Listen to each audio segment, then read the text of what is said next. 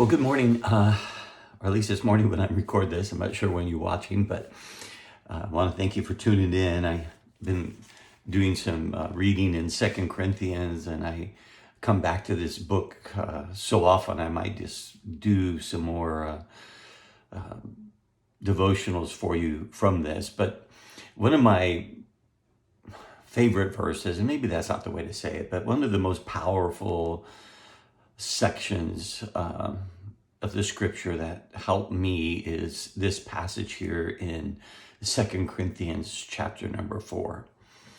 He says, "But we have this treasure in jars of clay to show that the surpassing power belongs to God and not to us. We are afflicted in every way, but not crushed, and perplexed, but not driven to despair, and persecuted, but not forsaken, struck down, but not destroyed, always carrying in the body the death of Jesus, so that the life of Jesus may also be manifested in our bodies. For we who live are always being given over to death for Jesus' sake, so that the life of Jesus also may be manifested in our mortal flesh." So think about it like this.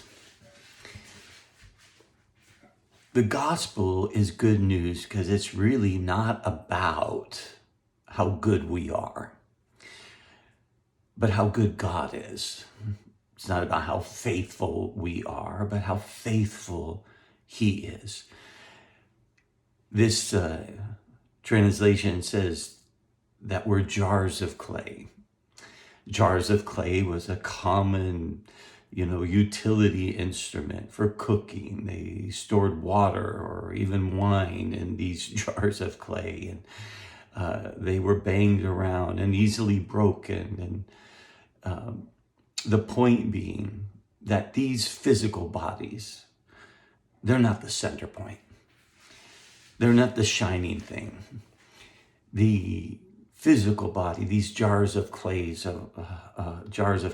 of ours they're scarred and they're chipped. But the good news, we have a treasure. We have the treasure of the divine life in these jars of clay, in me, in you. And he says the beautiful thing here that, yeah, we go through troubles. We're distressed. We're afflicted. We're all of these things, persecuted, struck down. But we're never abandoned. We're never alone. We're never in despair because we have a treasure. And we have this treasure in these sin-afflicted physical bodies, earth suits of ours, to show the surpassing power belongs to God and not to us.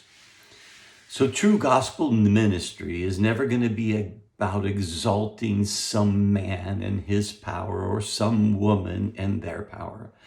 In fact, when you see something that's drawing attention to the goodness of man and their power, their influence, be very weary, because we're just jars of clay, but we have an incredible treasure, so that it would be pointing people to the indwelling presence being expressed through us.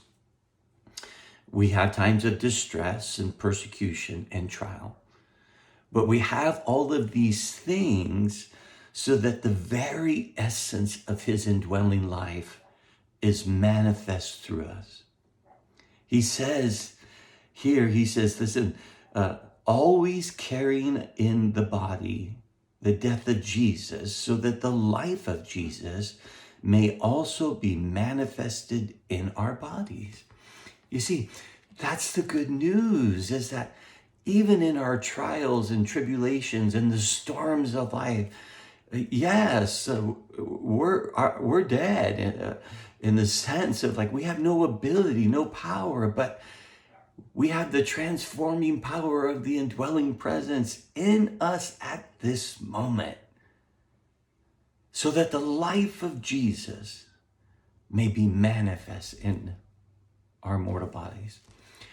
That's my prayer, that the life of Jesus might be manifest in my mortal body today and tomorrow. And if that means that trials and tribulations help his life to be expressed, well, okay.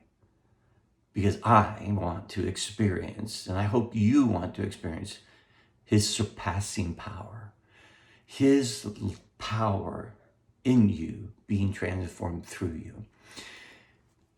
All that comes as we live in a responsive relationship with his indwelling presence. He lives in you to express his life through you. I love you. I hope this encourages you, and have a great day.